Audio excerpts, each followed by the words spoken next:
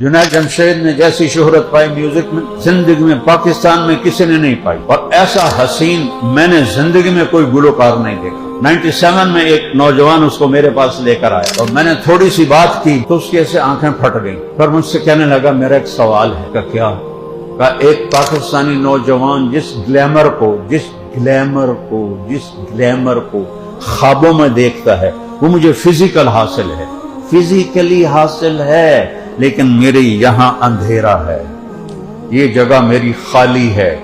मुझे लगता है मैं वो ये उसी के अल्फाज हैं, मुझे लगता है मैं कुश्ती हूं जिसका कोई साहिल कोई नहीं। ऐसा क्यों है? मुझे तो हर चीज हासिल। आप ख्वाबों में देखते हैं, वो फिजिकली उसका मजा ले रहा है, फिर वो कहता है ये जगह खाली है, क्यों है? मैंने कहा तुम्हारा दर्द इस घुटने में है, दवा इस घुटने में लगा रहे हो, ठीक हो गए? कहा नहीं। मैंने कहा ये खला रूह में है, तुम उसे लड़की से पूरा करना चाहते हो, नशे से पूरा करना चाहते हो, म्यूजिक से पूरा करना चाहते हो।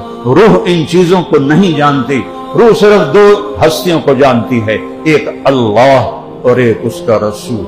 जब तक उससे ये नहीं पहुंचाओगे ऐसे ही धक्के खाते रहोगे। जब वो 4 महीने के लिए निकला जुनैद जमशेद 2002 में, तो मुझे उसका फोन आया कि मैं इस वक्त बालाकोट में हूं, एक पुरानी मस्जिद है, एक फटी हुई चटाई है, मैं उस पर लेटा हुआ हूं, और जिस सुकून को मैं 5 स्टार होटल्स में ढूंढता था मुझे इस फटी चटाई पे मिल रहा है। मुझे लगता है मैं हवा में उड़ जाऊं और शहादत की मौत पाके अल्लाह की बारगाह में पहुंचा। मुझे कहता था नातों में जितना कमाया है तो म्यूजिक में तो उसका 10वां 20वां हिस्सा भी नहीं कमाया।